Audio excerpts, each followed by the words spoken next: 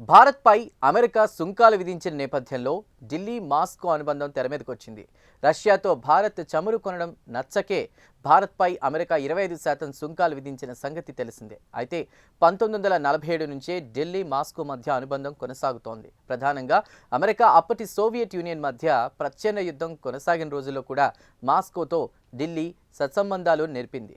అంతేకాదు, Soviet union కాలగర్భంలో కలిసిపోయిన తర్వాత కూడా రష్యా భారత్ మధ్య సత్సంబంధాలు కొనసాగుతున్నాయి.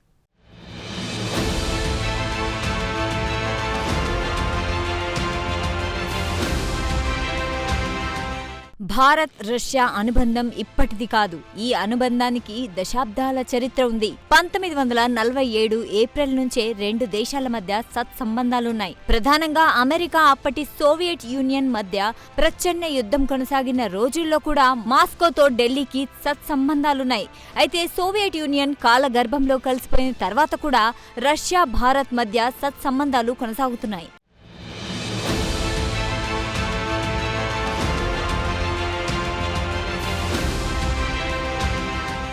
ఇదిలా ఉంటే 1951లో ఐక్యరాజ్య సమితిలో కాశ్మీర్ వివాదం ప్రస్తావనకు వచ్చింది. ఈ సందర్భంగా కాశ్మీర్ వివాదంపై అప్పటి సోవియట్ యూనియన్ తన వీటో అధికారాన్ని ఉపయోగించింది. 1955 నాటికి ఢిల్లీ మాస్కోల మధ్య సన్నిహిత సంబంధాలు మరింతగా బలపడ్డాయి. అలీనోద్యమానికి చెందిన దేశాలతో సన్నిహిత సంబంధాలను పెంపొందించుకోవడానికి అప్పటి సోవియట్ యూనియన్ కొన్ని ప్రయత్నాలు చేసింది. మాస్కో చేసిన ఈ ప్రయత్నాలు విజయవంతమయ్యాయి.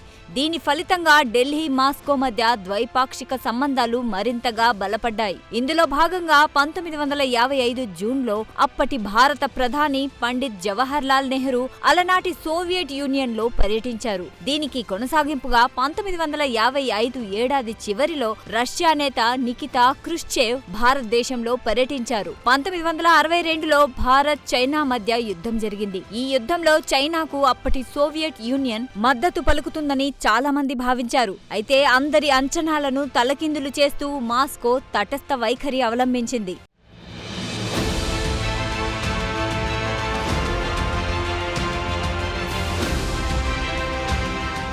కాగా ఢిల్లీ మాస్కోల మధ్య సన్నిహిత సంబంధాలను కొనసాగిస్తూ 1955 మేలో ప్రధానిగా పగ్గాలు చేపట్టిన రాజీవ్ గాంధీ తన తొలి విదేశీ పర్యటనకు అప్పటి సోవియట్ యూనియన్ ను ఎంచుకున్నారు. సోవియట్ యూనియన్ కాలగర్భంలో కలిసిపోయిన తర్వాత కూడా ఢిల్లీ మాస్కోల మధ్య సన్నిహిత సంబంధాలే కొనసాగాయి. ఈ నేపథ్యంలో భారత్ రష్యాల మధ్య వ్యూహాత్మక భాగస్వామ్యం ప్రారంభమైంది. ఇదిలా ఉంటే 2012లో రష్యా అధినేత వ్లాదిమిర్ పుతిన్ భారత్లో పర్యటించారు.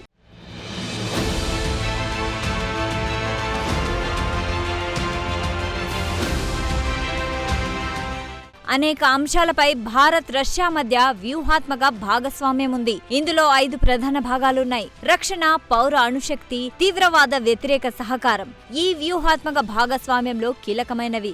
ఇక్కడ India Russia inter government commission గురించి ప్రత్యేకంగా ప్రస్తావించుకోవాలి. భారత్ రష్యాల మధ్య ప్రభుత్వ స్థాయిలో వ్యవహారాలను నిర్వహించే ప్రధాన సంస్థ ఇది. అంతేకాదు, భారత్ రష్యాలు అనేక అంతర్జాతీయ సంస్థల్లో సభ్య దేశాలుగా కూడా కొనసాగుతున్నాయి.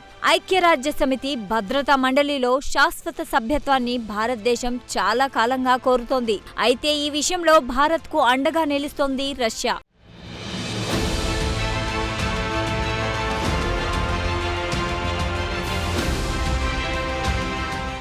అలాగే భారత్ రష్యాల మధ్య అనేక వాణిజ్య ఒప్పందాలున్నాయి. రష్యా రక్షణ పరిశ్రమకు భారత్ ప్రపంచంలోనే 2వ అతిపెద్ద మార్కెట్. అలాగే బ్యాంకింగ్ రంగంలోనూ రష్యా, భారతదేశం పరస్పరం సహకరించుకుంటున్నాయి. 2010లో రష్యన్ ఫెడరేషన్ న్యూఢిల్లీలో స్పేర్ బ్యాంక్ కార్యాలయాన్ని ప్రారంభించింది. భారత్ రష్యా ద్వైపాక్షిక సంబంధాలలో ఇంధన రంగం ఒక ముఖ్యమైన భాగం. కాగా ఉక్రెయిన్పై సైనిక దాడులు ప్రారంభమైన తొలి రోజుల్లో అనేక రాయితీలతో కూడిన చమురును రష్యా నుంచి భారత్ దిగుమతి చేసుకుంది. ఈ సమయంలో భారతదేశానికి 2వ అతిపెద్ద చమురు సరఫరాదారునిగా రష్యా ఎదిగింది.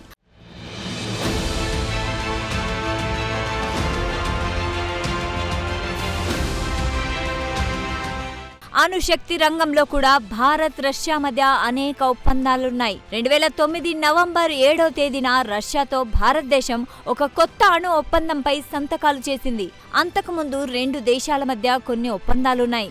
అలాగే సాంస్కృతిక రంగంలోనూ 2 దేశాల మధ్య సహకారం కొనసాగుతోంది. భారత్కు చెందిన యోగా ప్రక్రియను రష్యన్లు అక్కున చేర్చుకున్నారు. 1980 నుంచి రష్యాలో యోగా అభివృద్ధి చెందుతోంది.